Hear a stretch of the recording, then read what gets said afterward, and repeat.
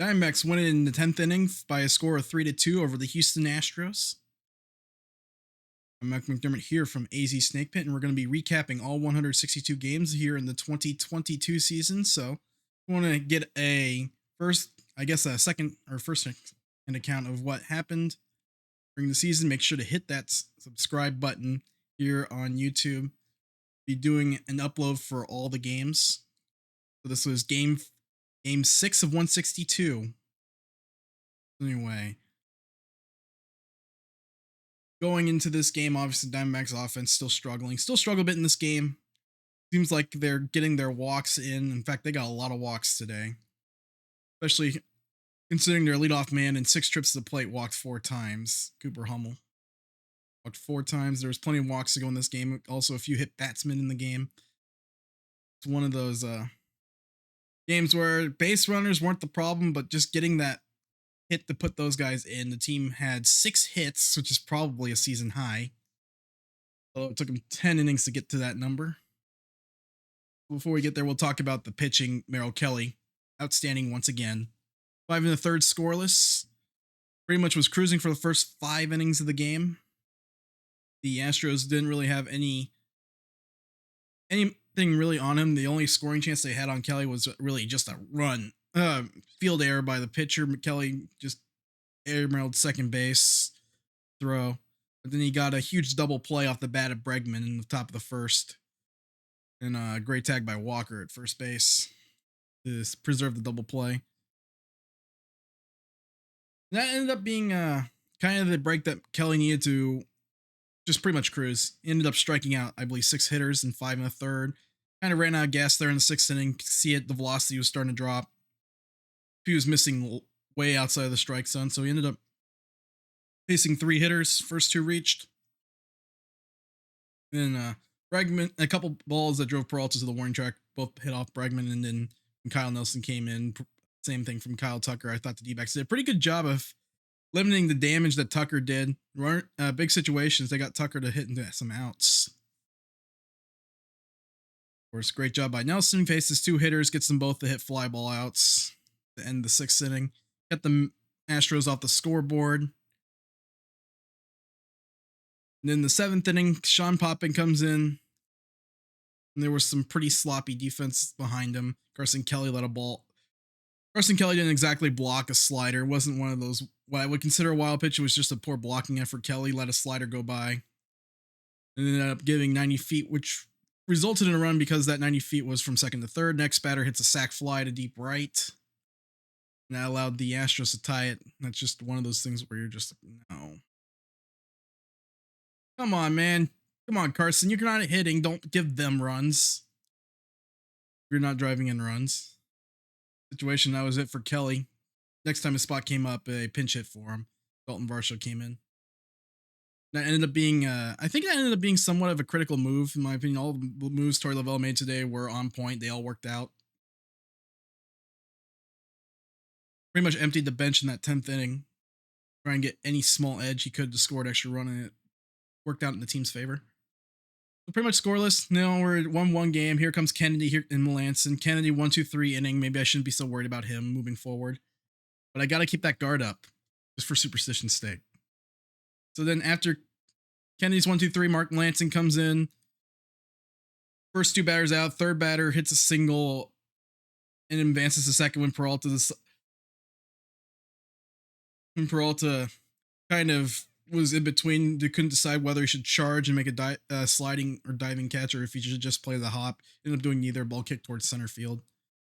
Ended up allowing McCormick to take second base, but that was pretty much it. Melanson got out number 3. Of course, when you're a 37-year-old closer, you're worried about. Gets the job done. You feel a lot better about the game. Now, bottom 9, Diamondbacks don't really put much effort up there. 2 out hit by Dalton Varsho.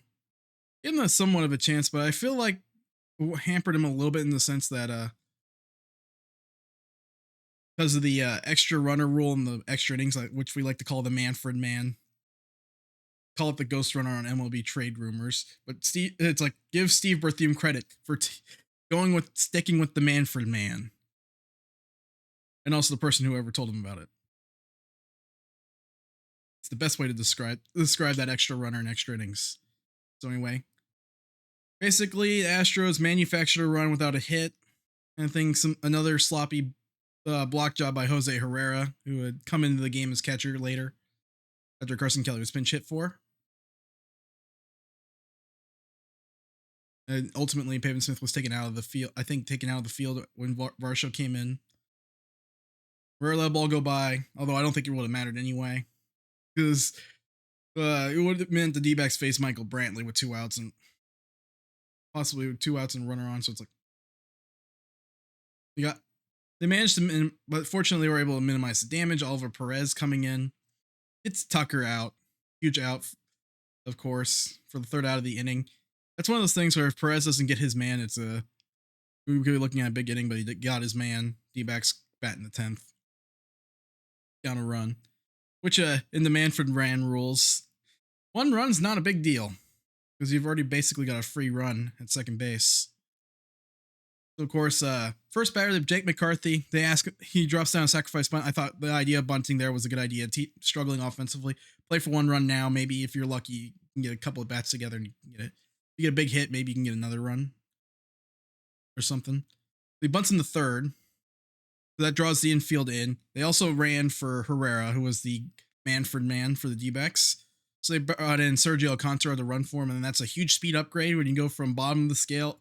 Go from bottom scale runner, like a 30 runner, to a 50 runner. That's a huge change. Now the Astros infield has to come all the way in. And it had to go all the way in. Any steeper, and they were probably going to be able to field that ball that Seth Beer hit.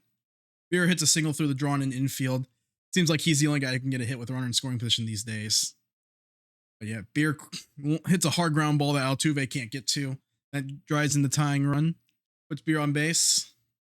So now the team's out of position players. They can't really run at that point. So you just gotta. At that point, it was gonna be a home run to score Beer from second. Fortunately, Presley couldn't find the strike zone, and then of course D-backs got a couple borderline calls to go their way.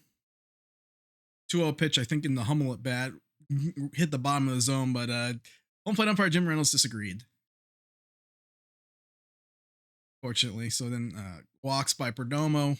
I thought Perdomo had a really rough day at the plate. That last at bat probably just a sanity check, basically. Restoration's like, okay, yeah, you can at least swing at the strikes. We'll start there. And then after drawing the walk, Hummel, who's been apparently nobody likes throwing this guy strikes. He ended up going 1 for 2 with 4 walks. And like I said, on Sunday, I think Hummel is a guy that belongs in the major league level. You can see it. He's already become the team's best leadoff option. He also has stolen base. It's like, what can't he do in a leadoff spot? I guess hit doubles. Imagine his on-base percentage is pretty high. So then a walk loads the bases. So then Ketel Marte, who's been scuffling a little bit, been struggling to make loud contact. He's had a couple hits here and there. Seems like he's starting to get. He might be starting to break out of it. First pitch swinging, gets a breaking ball, hard fly ball, hit, pretty good fly ball to the left. Just in a situation where you just need a pretty good fly ball. First pitch swing gets a breaking ball up in the zone, hits it to deep left. McCormick is under it, but he doesn't catch it. Who cares if he catches it or not? The game would have ended the same. Would have caught it. His with his momentum taken away from the infield. So there was no way he was going to get any sort of throw off to the plate, even with Seth Beer running. And it was like a 300-foot fly ball with his momentum taking him backwards. So yeah, McCormick wasn't going to make a throw, even if he caught the baseball. And of course he doesn't catch it, but it's like, statistically, it's a sac fly.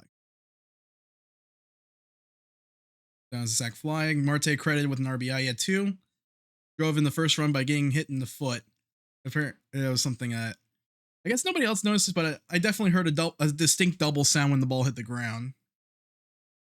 That was a good catch because it ended up being a situation when the Diamondbacks had to challenge a hit by pitch, and they did, and it ended up being a huge run. Like I said, every button Torrey pressed today was green.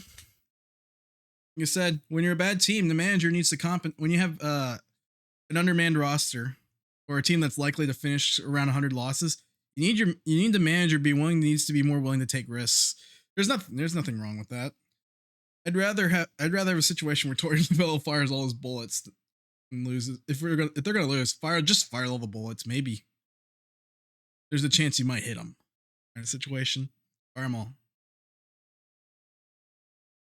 If the situation, if it backfires, it's like, oh, so be it. And that's that kind of with the DH in there. I think Lavelle is managing a lot more aggressively, which is what I like to see. I think in years past he was kind of he was trying to. I think he was trying too hard to hope the game ended up going a certain way. Now he doesn't have to worry about the pitcher spot. He can just go. He can just basically make pitching changes when he feels like he needs to and whatnot. Not have to worry about the roster too much. Of course, the roster itself probably could use an improvement, but we're still not there yet. I still think with the team is gonna eventually start hitting, and if they keep drawing walks while the team starts when those hits start to fall in, I think they could start putting up some runs on the board.